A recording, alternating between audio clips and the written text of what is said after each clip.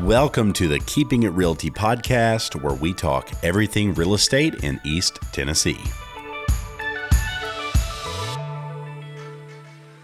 Hey everybody, how's it going? My name is Tyler Frazier, and I am the host of the Keeping It Realty podcast. Welcome to episode 2. Today we have with us Mark Fletcher. He is a local real estate investor that specializes in flipping houses and long-term rental holds on apartment complexes.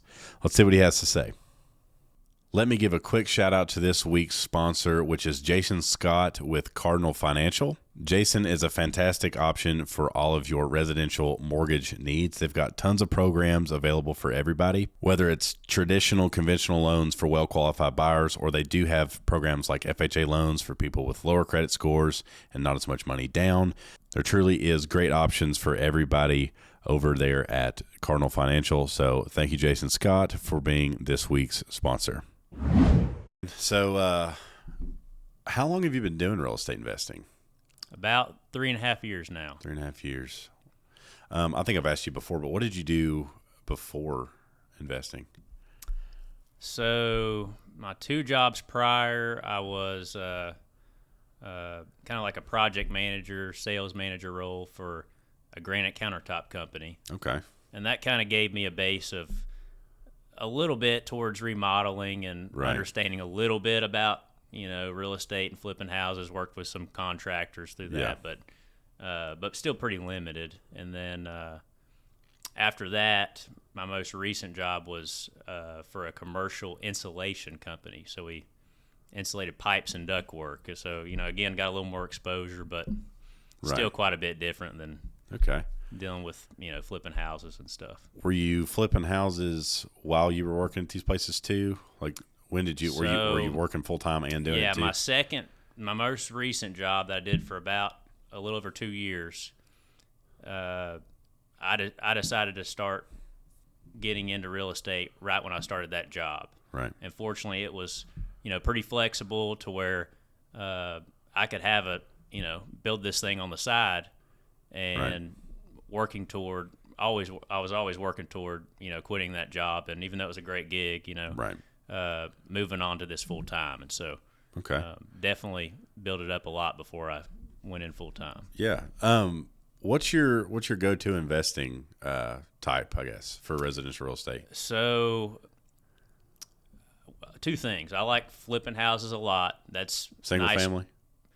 Single family houses. Yeah. Okay. And then, that's quick income. It's a great way to get started and really build up some, a nice nest egg of cash to be able to do other things. Right.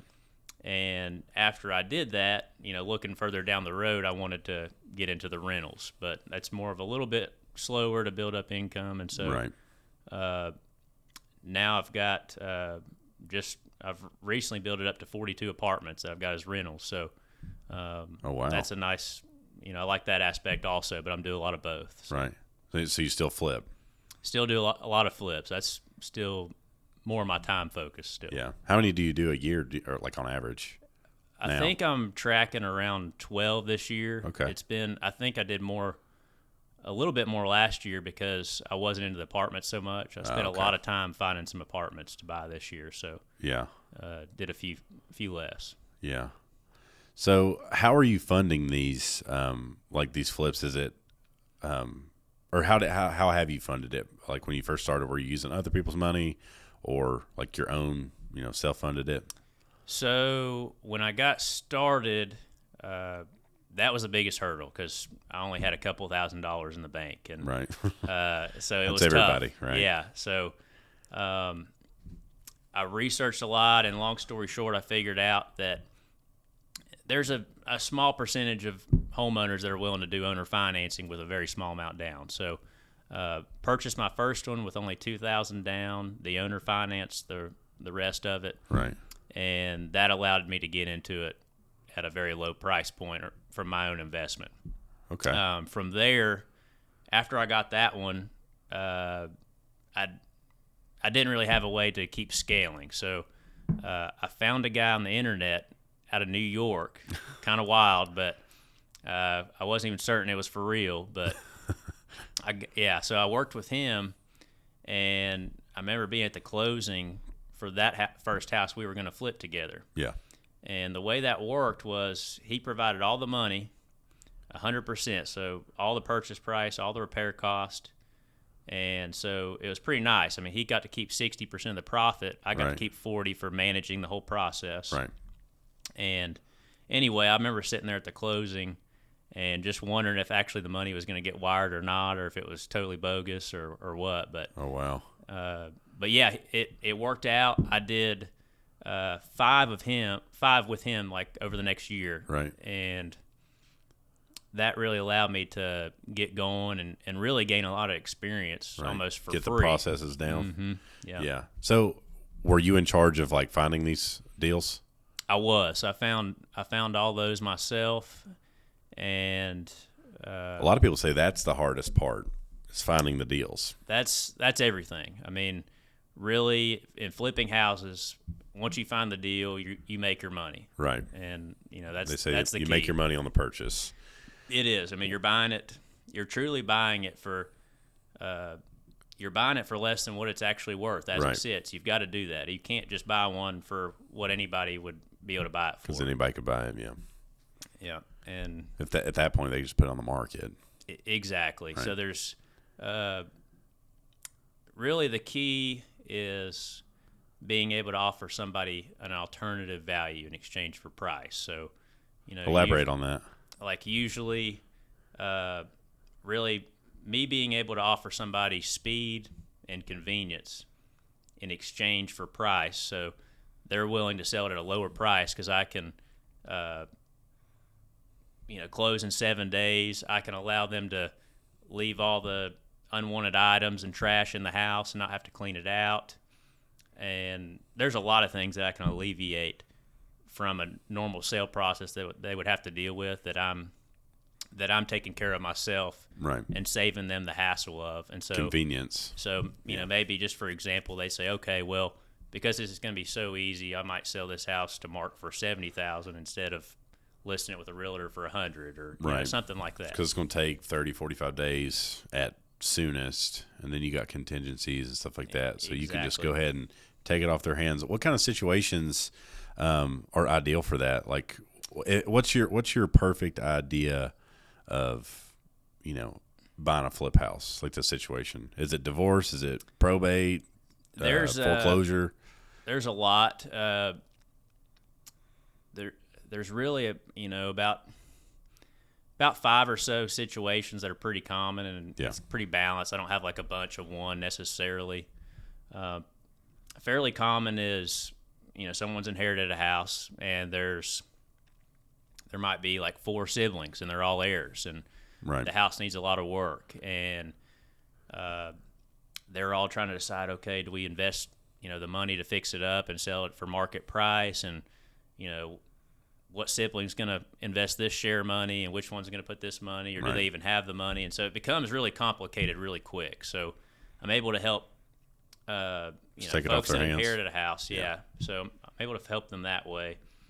You've got folks that are facing foreclosure and just, want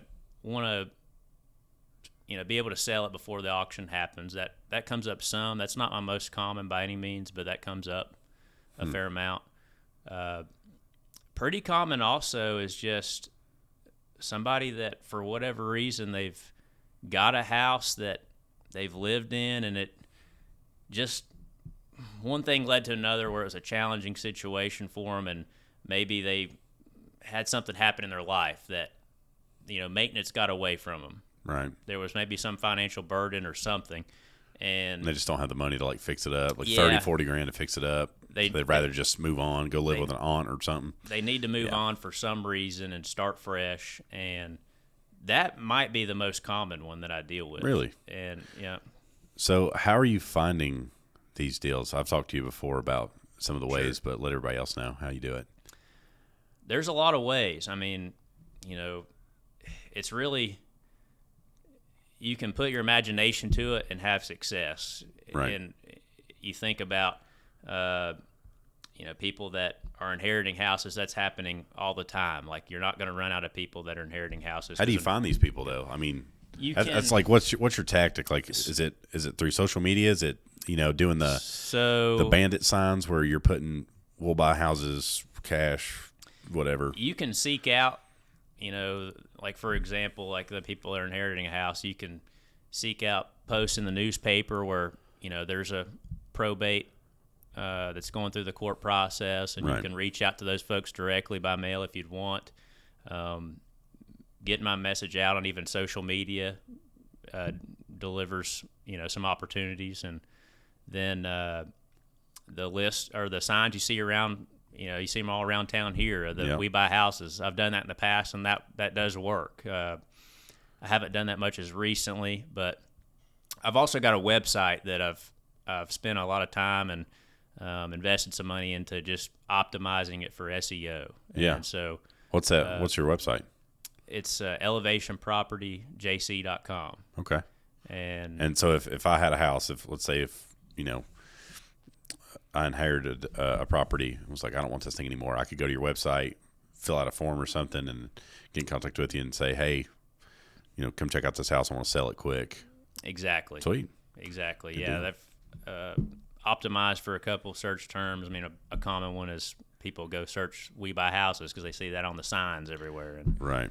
I've bought several houses over the past year just through the website. So okay, sweet. So tell me some bottlenecks that you have doing this. Flipping. What do you feel like is some of the bottlenecks that you have, and how do you work through them? Some of the challenges, well, first and foremost in the process is purchasing the house. So there's a lot of times where I'm going through one right now. It's pretty interesting where I'm buying a house from 3 heirs. So there's 2 children, and then the third child has passed away already. So her 2 children are heirs to the house. Oh, wow. So you're dealing with 4 people that need to be signed as sellers. One of them's in jail, and so unfortunately, but so there's that situation to deal with, and none of the other family members really had direct contact with him. They just kind of didn't really know how to go about it. Right. They all lived out of town. They didn't live where he lives, and so I've kind of figured out the process to do that and set up an online messaging system through the jail's processes that the family just didn't really know how to look into. And so I paid for that, put some money on the account so that they could message back and forth and work out the details. So you put money on a guy's books in jail to get a real estate deal done. And I mean, it's worth it. It was probably pretty uncommon. Yeah, it is. It is. But you always run into something new. Gotta do what you gotta do. That's wild. So, I've never thought of an heir situation where someone's in jail and you gotta do that with real estate. It just shows you how vast the situations can be for anything in real estate, really. That's crazy. Yeah, exactly. What about so like let's say when you let's say you just bought a house and you're like, all right, cool, got to get the work done. You're not doing this work, are you? Like no. You're not going in there and painting walls and no. I'm planning. I plan out the remodeling process and put together a full scope of work, but then I bring in another contractor, one that I work with on a regular basis. We've built a relationship where we go from one house to the next, and he's not an employee, but we pretty much, just have the relationship where he mostly just does work for me and with his crew. And because that's the reason I was asking for bottlenecks. That I hear that a lot when people are like, man, I just can't find work. I had a guy, but then he, started doing, bad work or whatever, and then they just have to fire him. So you have a pretty good, solid person now that does all of them for you. How did you go through a bunch of people first to get that guy, or was that a problem starting out, like finding the contractors to actually do this work? It's definitely been a problem over time. I started out with somebody I knew that just by chance, a guy had paint my house, or my condo at the time, actually. But I knew him through that process, and I knew he had kind of been like an all-around handyman guy. And so I hired him, and that worked for a couple projects, and he became like so unreliable that I had to part ways with him. And over time, maybe over the course of, 6 months or so, when I was starting out, I finally landed on this crew that I'm currently working with still. Right. And, it's like you mentioned, it's hard to find people. So I realized pretty quickly that I needed to just keep lining up another project for him, because if he got off to working for somebody else, then I might lose him. I might lose him for good. And so that is definitely key for me. I've realized is I've got to just keep that person busy, because they're hard to come by. It's hard to find contractors. So how do you buy houses today? So we talked about earlier, your first one was owner financing or seller financing. How do you do it today? Is it cash? Do you use other people's money as far as like, you've got hard money lenders, private money people. Do you ever utilize those people on like bigger things, or how are you doing things now that you're established now? Now that after I got going with the guy out of New York that was funding things, with private money, and after I got established with him, I was going well enough that I realized I was giving up too much for that 60% share. I'd built things up to where I was in a position to get financing from banks, and fortunately I had a guy reach out to me from a local community bank here in the Tri-Cities that was interested in funding some deals for me, and I still work with him. Who's that? On a regular basis. His name is David Mao. He's with Citizens Bank. Okay. And he's a really great commercial lender. I highly recommend him. So I've worked with him. I've also worked with another lender some out of Greenville with Heritage Community Bank. His name is Justin Burns, and he's been really great too. And this is all for investment. It's all for investment Okay. properties. And yeah, I'm usually having to put on those deals anywhere from 15 to 20% down, but they fund the rest, and it's a really good situation because the rates are good. It's a lot cheaper than going out and getting a hard money loan, which typically you're looking at more like, instead of 5 or 6%, you're looking 15. at 10 to 15 Yeah. range. So definitely the local community banks are nice. So, the commercial lending departments at those banks is really the way to go once you've got credit and some income in place to show. That's the way to do it, in my opinion. So. Right. Do you ever think you would get to a point where, let's say, like for these flips, do you ever just use your own money, like 100%? Just if you found a good deal, let's say it was $70,000, and the numbers worked out on it, would you just would there ever be an instance where you wouldn't use that, like a local bank, and just use your own cash to get it done quick? There might be some exceptions, but it's just too convenient and not that expensive to use the local community banks. You just work that into your deal, like as far as when you find it? Yeah, work it into my costs, and, it's really, when you figure in the interest and maybe the upfront closing costs, you're adding maybe a couple $1,000s, you know, but doing it that way too, it probably allows you to do multiple at a time. I mean, you couldn't buy 10 houses. If let's say you found 10 deals in a month, which would be great, right? But instead of paying, like all your, a lot of liquid cash down, you could just pay 15% down. That's allows the you to be number one volume reason. and scale, right? That's the number one reason. So that's the key to volume is using, utilizing other people's money. Yep, and you might, you try to save, if you do cash on everything, I just think it's to have a lot of cash. Yeah, and you're unless you got just tons, I mean, you're going to be probably stepping over a dime to save a penny because you, let's say you paid cash for one house, and so you could save your little bit of financing cost, and then a great opportunity came along and you don't have any cash. You needed 400,000 liquid cash, and you just spent that all buying 10 properties or whatever. Yeah. I save that for the cash for ones that need to close really quick, and if it doesn't need to close super fast, then lenders can get it done in 3 weeks pretty comfortable, and I just always revert to that in those situations. So you started out with single family residential, and then you moved to multifamily. Because I've worked with you personally doing, like the 4-plex to 8-plexes and stuff. Yeah. And now you said you own apartments for long term. You're not flipping those though. You're just long term renting those. I decided to keep those. This summer I bought a 16 unit in Johnson City, 14 units in Greenville, and then a 12 unit complex in Kingsport. And that was pretty cool, just reflecting on the process to get to that point, because it took some time to work my way up to that. And the way I did it was a couple years ago when I started, I bought a fourplex for a good deal and renovated that a little bit. Rented it out for the past couple years, and I've just been sitting on it, and I had a lot of equity. The market came up a lot, and I got a good deal on it to begin with. And then you remember you took a lot of photos for me at the 8-unit in here in Bristol at Fairmount Apartments, and that place was totally vacant when I bought it and renovated it, and it turned around pretty nice, and was fortunate to, after about a little over a year, I had finished it up and decided to sell it.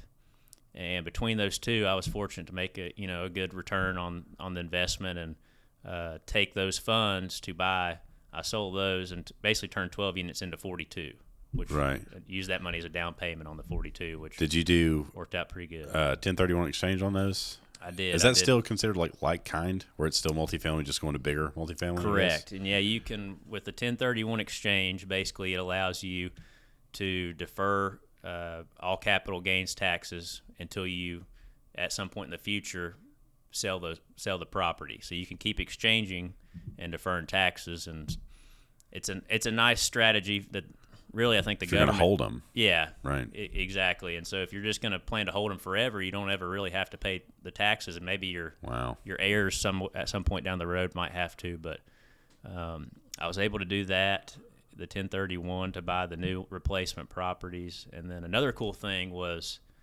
I was able, you have the option of doing taking a lot of depreciation on rental properties up front. So I thought it was attractive to do that. So this year I actually took bonus depreciation on those properties, and so I took I think close to 50% of the depreciation in year one. So created a lot of expense for this year, and it'll probably carry over to next year. Where hopefully that'll save me from paying any taxes at all, which is pretty wild. So that is wild, because these are obviously they're income producing now.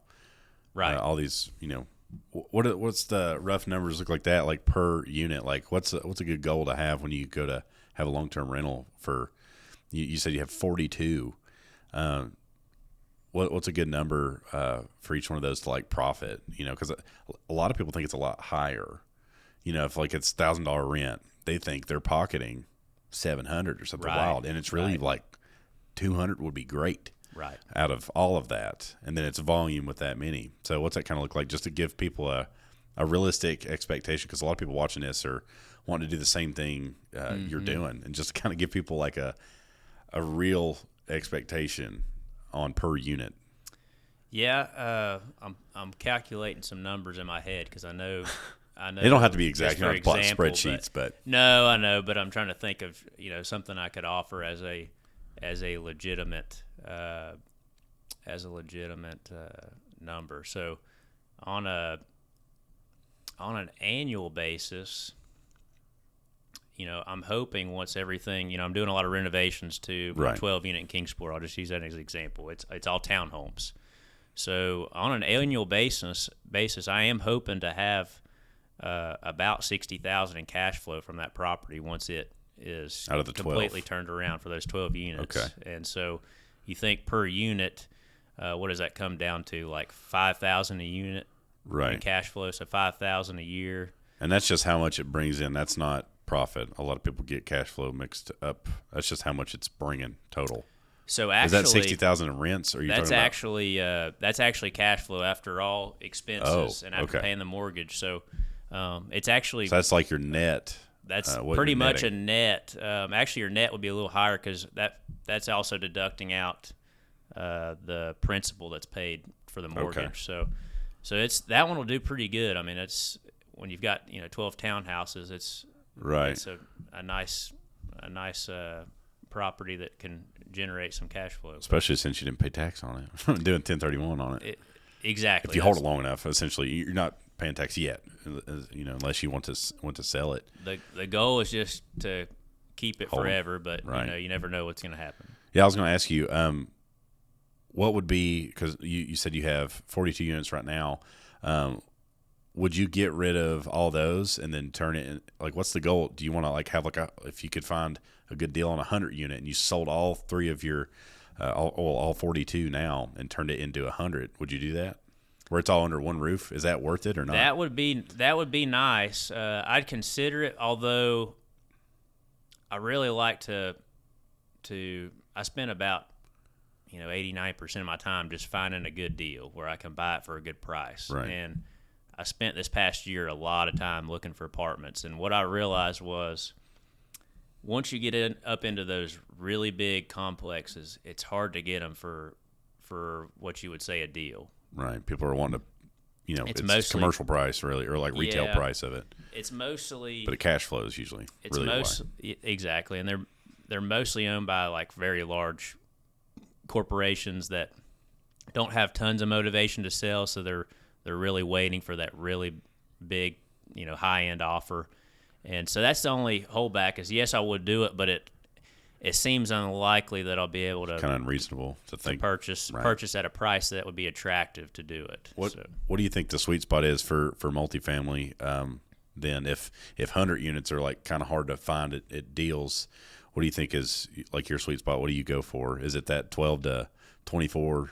Yeah, I think that I ended up in a 12 to 16 range just by chance, and right. but also probably there's some reason behind it too. Is I still was working on each one of those deals. It was more of a, I don't want to say mom and pop investor, but it was just an individual that owned them and and actually in 2 of those they were managing the property themselves and all that. So you just sometimes it allows you to have that similar relationship with somebody that appreciates convenience. Right. And just like flipping houses, they're still small enough of a owner that they value what I can offer as a an as is deal with no contingencies.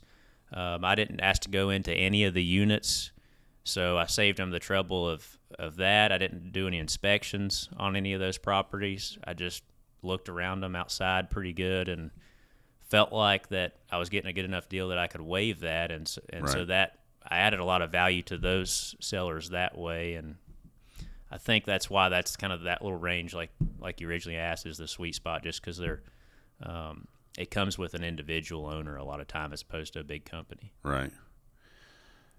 What's your thoughts on short-term rentals? Have you ever done any of those or thought about it, like Airbnb type stuff? I haven't yet. I've been interested to. A lot of people making a ton of money off of them.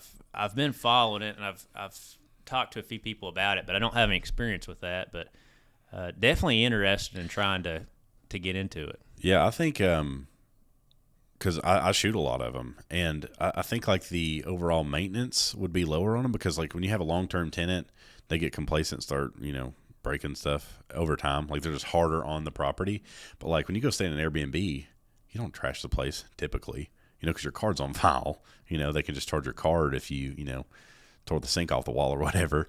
So I feel like there's a lot less like that maintenance, but there's a lot of other things like turnover. Like you have to find someone to change the sheets, do this, and it's a lot more day-to-day micromanaging, I feel like. But the profit margins on it are huge. Like Gatlinburg, for instance, I'll shoot houses that come up for sale that are active Airbnbs, and they'll have 25% cash on cash return, and that's ridiculous, compared to like a good deal on like the flip would be like 10% or whatever, but this is like 20-30%. It's nuts. So yeah, there's some people that just only do that. So I was curious to see if you had been interested in that or thought about it ever. Definitely have. I actually set up a separate website in based in Gatlinburg, and the website's themed around servicing that market. So I've been looking for cabins, and that's why my website markets, to somebody that might want to sell a cabin, quickly, conveniently. without the usual hassles of going through the real estate process. Maybe something Right. that's a fixer-upper. So I've been marketing for that. I've only had one lead come through, and went and met with the homeowner and everything down there in Gatlinburg, and was hoping that'd be my first break into the short-term rentals down there. But outside of that, I haven't jumped into it much just yet. Yeah, it's definitely interesting, and I know a lot of realtors are doing it too. Like they'll buy these they'll flip them or whatever, fix them up, and then turn them into short term, like not like Airbnb, I guess, but like 2-3 month rentals, and furnish them and everything. And they seems to be doing pretty good. Another investor, actually a deal that I did a wholesale on. You've helped me with it actually. He bought it, and it was actually going to do a long term rental. And then just like last minute, he was like, I want to turn it into a short term. Furnished it, and it's done. I forget the numbers on it, but I think it's like $2,200 a month. And long term number would be like $1,200. And he gets it like every month. It's doing really good. So just to show, and all he did, it's the same process. He just put furniture in it, probably $6,000 worth of furniture, like just IKEA type stuff. And it's doing really good. So, so you're a full-time real estate investor. What does a typical workday look like for you? For me, you play golf until 11, and yeah, I wish. No, I do work that in some. I mean, Right. that was the goal, was having, working for myself and having that flexibility that Right. Business owners like both of us are seeking. But no, I usually in the mornings, if I don't have something already lined up that I need to go check on with a property or a project that we're working on, then I dedicate most of my time in the mornings to finding the next property, either looking for a house to flip or, sometimes looking for another apartment complex to buy. Right now, I'm really just focusing on finding more houses to flip. And so that's most of my mornings. And usually in the afternoons, I plan to go out and meet with a potential seller. So I schedule appointments in the afternoon usually to go meet with somebody I've already been in contact with that might be interested in selling, and I go take a quick look at their house, make them an offer. And also, if I don't have those appointments, then I'm usually going by my flip projects or apartments a couple times a week. Right now I'm working on 2 flips and renovating some of those townhouses in Kingsport to get them ready to rent. So that's kind of what the day looks like on a regular basis. But so pretty busy, but still, you could cut off and go play golf if you wanted to. That's pretty cool. It's nice, pretty much, unless I've got one of those appointments already set with a seller, then I can just go do that, which is a nice perk. So when you're scheduling these appointments for these people, do you use any kind of like CRMs, or you just a Google Calendar? How are you doing that and keeping up with your leads? Do you use any? Basically, what I'm asking is, like, do you use any software that helps you out with real estate investing as a whole, from scheduling to keeping up with different stages of your flips? Because it probably gets pretty. I mean, you own 42 doors, and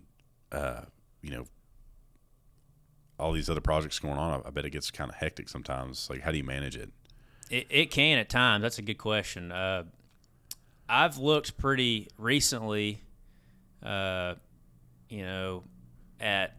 like a CRM, like you've talked about, and I've been pondering that in my mind a lot lately. Should I switch to using one of those? Because right now, I really don't. There's not so much. I don't have so much lead flow that I really need that. I've got a whiteboard in my office, and any hot lead that somebody I'm working with that would be potentially interested in selling, I'm writing it down on there and continuously following up.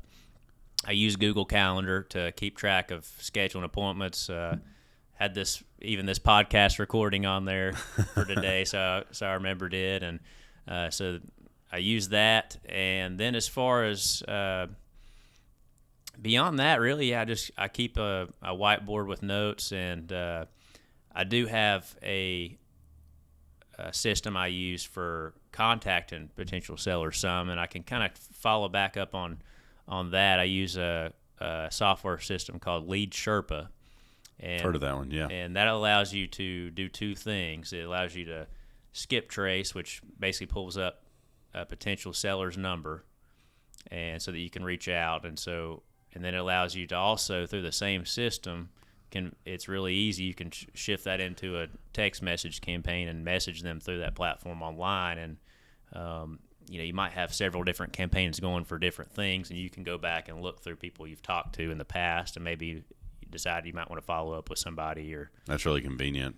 Yeah, it's nice, but I'm really I could afford to get more like advanced with how a lot of people use a high-end CRM and really do a lot of follow-ups and things like that. And once you scale, it might be imperative that you have to. If you had 2 or 3 people working for you or something, doing certain parts, and just so everybody's on the same page and nobody's like looking at your Google Calendar going, what the heck is going on? Like, I got to follow up with whoever if it was all in a bigger CRM.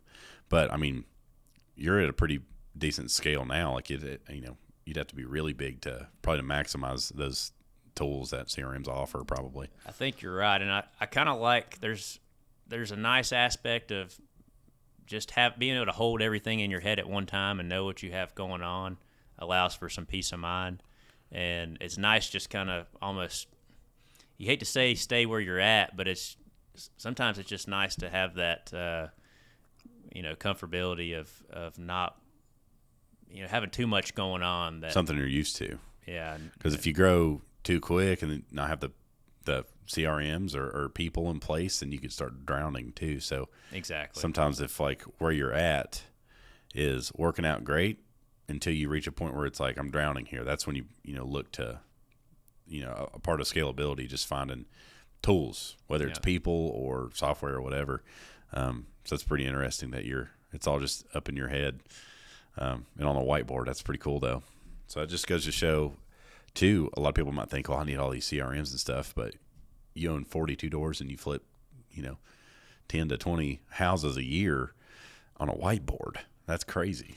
Yeah, it is. I guess when you put it that way, it is kind of wild, but it's nice just kind of doing things old school a little bit sometimes. And having the paper copy of it. Exactly. Sure. And then I do have a property manager that oversees the 42 apartments, so that helps too. I don't have to worry too much about what's going on with those. What's and you don't have to if you're not comfortable with it, but what's like typical for someone to expect to pay in property managing? Let's say they had I know like when you do more volume you can get a little bit of a break, but what's like typical?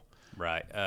I'm paying 10% of the monthly rent, and that covers, they're managing everything from leasing the units to managing any kind of maintenance requests that tenants have. They're collecting the rent each month. They're doing all my bookkeeping, and they do a really good job of it. I get financials each month from them. And so it really is a nice value service for what the cost is. And and that 10% seems to be pretty consistent throughout the industry. So do you think you could do everything yourself ever if you had to? And how hard would that be? Probably. I don't know. I really don't have the desire to manage the rentals. There's that. I had one house when I first started. I rented it. That was my game plan. I was only going to do rentals, and then I totally switched course to flips. But anyway, I had a lot go wrong with just that house, and there was 2 separate weekends where I was actually like out to dinner and got a call like, hey, we've got an emergency here, like this is leaking and we need somebody here ASAP to fix it. And then another time the heat pump went out and I think it was cold, and so they really needed heat. And so all of a sudden my anxiety's peaking when I was out having a good time and having to step aside from something that you were enjoying doing to handle that. I felt like that was my obligation. So it's nice being able to assign that to somebody else and just kind of keep your peace of mind about you to not have to worry about it. Could I do it? I'm really not sure. That'd be a lot to manage. So property managers are very important, is what you're saying. Yeah, exactly. Yeah. I actually know a couple people. One guy in particular, I won't say his name because he just didn't want people knowing, but he has like 20 or 30 rentals, all self-managed. And he works a full-time job too. And I can't fathom, and he's a good landlord too. Like he's very, responsible and everything like that. I actually rented a house from him. That's why I know he's a good landlord. And it's I asked him before, I'm like, how do you not use a property manager? He was like, I just have good systems in place. It's kind of vague about it. And I was like, that's wild, because even at having a handful of them, stuff could go crazy. And you're getting calls at 2 a.m. saying the same thing, like, hey, we've got water flooding our main level right now for some reason, pipe burst or something. So that 10%, 100% is worth it. And I'm sure you work that into your numbers before you even do anything. You're working, okay, it's 10% off of, the rent, and that's just a part of the equation for peace of mind. So I'd say 10% is well worth it. It definitely is, and definitely. What's the most you'd pay in the numbers for What's sure? the most you pay to make it worth it? Just for curiosity. Well, that's a good question. How much is not managing worth it? I don't know if I want to be on record in case my property manager realizes they can go up on me or something. No, that's true. Yeah, but might not no, want to say it. no, I'm just kidding. But I mean, probably pay what you have to, right? Yeah, I mean, it's one of those things where I think honestly, 10% is kind of a sweet spot to be able to. I've heard it being as high as 12. I've heard of people actually having a 12% on like long-term rentals. As far as that, short-term rental, we were talking about that. I know there's an agent that's one of my clients. He property manages Airbnbs, and it's like 30%.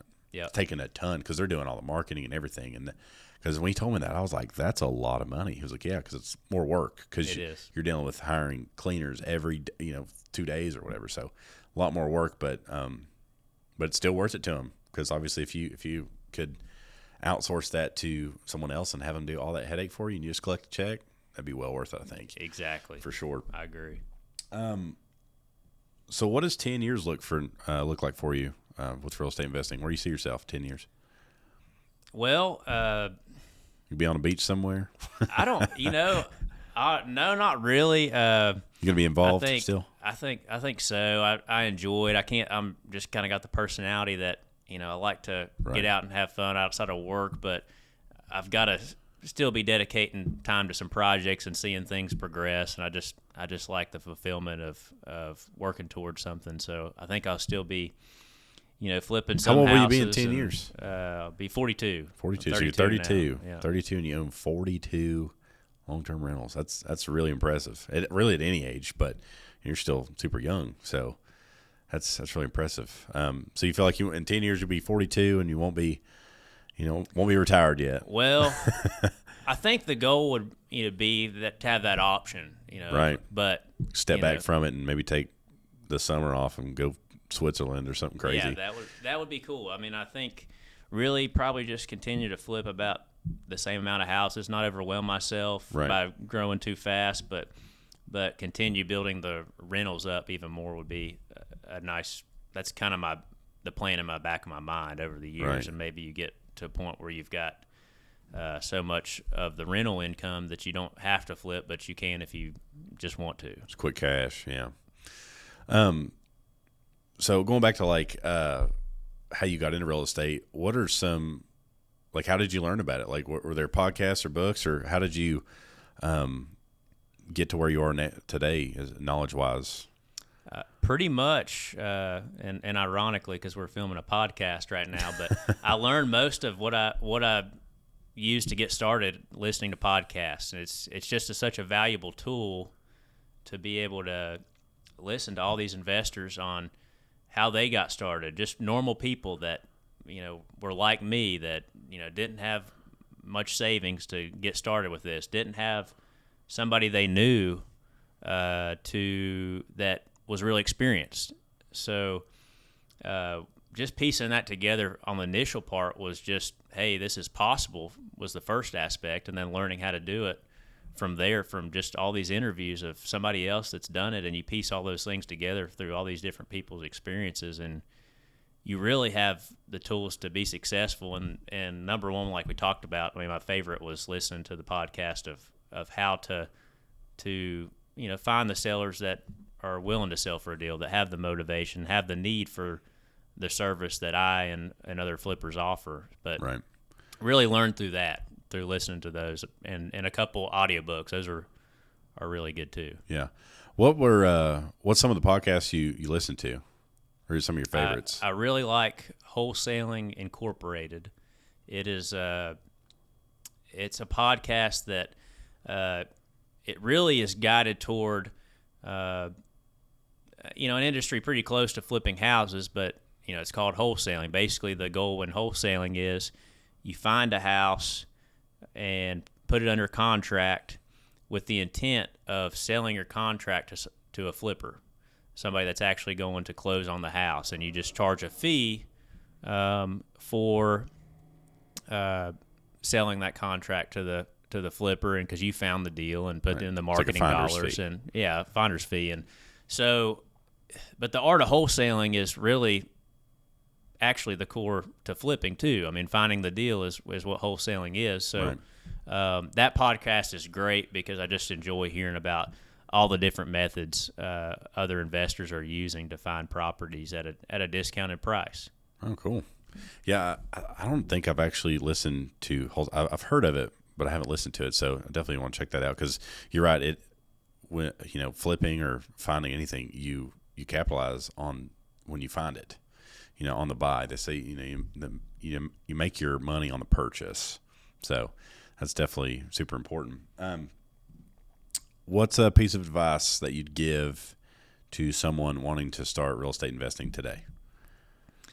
It depends a little bit on your goals, but for me, I wanted to quit my job as quick as I could and have be independent, have my own business, and I wanted to scale as quick as I could.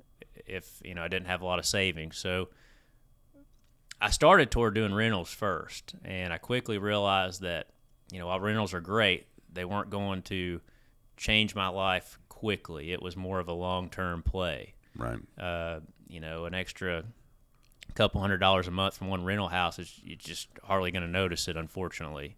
And so I recommend to flip houses first, or even try the wholesaling method, like I had mentioned. That's an easy way to get in and network with other flippers before you actually, maybe you're not familiar with how to go about doing renovations too well, and wholesaling is a great way to start. It's there are certain things that you need to study up on so that you do things right. I mean, always first and foremost when you're dealing with sellers is handling things ethically, and not the number one mistake people make is putting something under contract with a seller and not having full intentions to follow through on the purchase, or if they're going to sign the contract, not knowing for certain that they can assign that contract to somebody else. And really, furthermore, if you are going to sign a contract, really, you really should think about being able to close on it if you need to in order to honor your commitment to that seller. Or if you can't, then you need to tell them up front exactly what you're doing. Just be honest with them, that saying, "Hey, I'm finding this deal, and I work with some people that are going to flip it. I'll take a finder's fee off of it, but if they don't buy it, the deal falls through. I'm not purchasing it." Even though it starts out, it looks like that because you're on the purchase and sale agreement, like you're buying it. But that's where a lot of wholesalers do go wrong. They're just like, "Yeah, I already got a buyer lined up for it." Yeah. And you don't. And then you're like, get under a contract, and you're like, "Please, God, let this be a deal." A lot of them don't do their homework correctly either, so they think it's a deal, and it's like, I've done that. I've brought you deals before and been like, "This is a deal," and you're like, "That's not a deal." I'm like, "Oh," and then I don't even put it under contract. I just say, "All right, well," right. I go back and say, "Well, would you do it for 40?" Because if I was at 65, and then it not be a deal, and if they're like, "No, I won't do 40," I'm like, "Okay, well, appreciate it," and then just move on. Yeah. A lot of people don't do it ethically, I would imagine. I think that is the biggest key. Just doing things ethical, because it's going to allow you to build your business. Because just a couple bad deals, not only is maybe word going to get around in our small community that we live in about what you're doing and not doing it right. The other investors won't want to buy exactly. from you. The other investors will, think you're maybe careless and not fully respect the way you're doing things. So, what do you think about talking about wholesaling? Wholesalers that might put too much of a it's not called a finder's fee. What's it called? An assignment fee. Your assignment fee. do you think about someone that maybe they scooped a property up for 40 grand and is trying to wholesale it for 80 grand, but it makes sense at that 80 grand? What do you think about that? Is that like because you might not even be making 40 on the flip or whatever. What do you think about that? Because I've had mixed reviews of people like that. Personally, I think that if it works for both parties, then good there's job on nothing them. with it. Good for them for finding a deal at a really good price. And I don't wish you'd have got there first, right? Yeah, exactly. Right. I don't hold anything against them. I've bought 2 deals from wholesalers. I spend most of my time finding my own, but I have, when I did buy those, I didn't care what they were making on the fee because they did the homework on it. Yeah, it's easy for you. The price worked for me, so it just doesn't matter to me what they're making on it. So out of all the deals you've done, you've only purchased from 2 wholesalers or 2 deals from wholesalers? Yeah. Wow. Just 2. Is that just because maybe your criteria is a little bit broader than what theirs is? Maybe there's only like 20 grand on the bone there for the deal, and you're like, it's not really worth my time to even free up or take up my money to do it. I think that's part of it. I think there's only margins a few, are just different. There's a limited amount of wholesalers that are actually bringing houses at prices that actually would work to flip.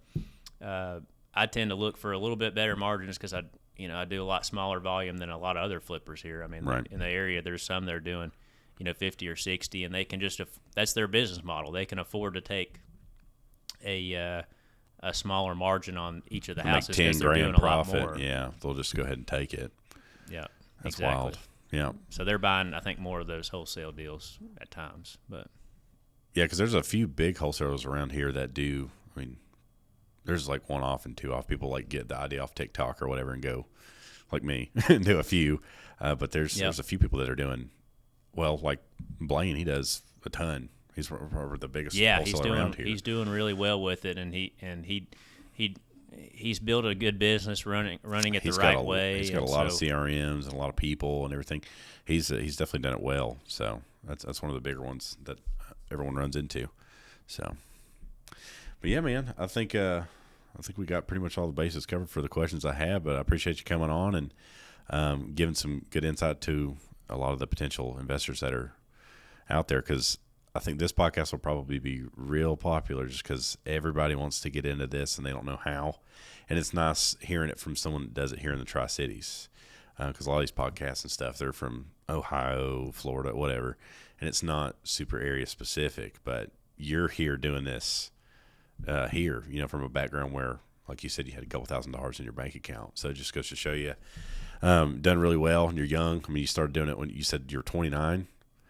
When you started doing it? Yeah, 20, I guess 28, but that's crazy. Yeah, that's super commendable, man. So appreciate you coming on. Yeah, appreciate you having me. And once again, so to reach you, if someone's out here watching this that maybe just inherited a house or something, how would they go about getting in contact with you to get that thing done? Well, the easiest way is you can email me. My email is mark@elevationpropertyjc.com. My website, you can submit the information on there as well. It's elevationpropertyjc.com. You can also find me on social media. I'm on Facebook and Instagram as well. Cool, man. All right. Well, appreciate it. Yeah, appreciate you. Yeah.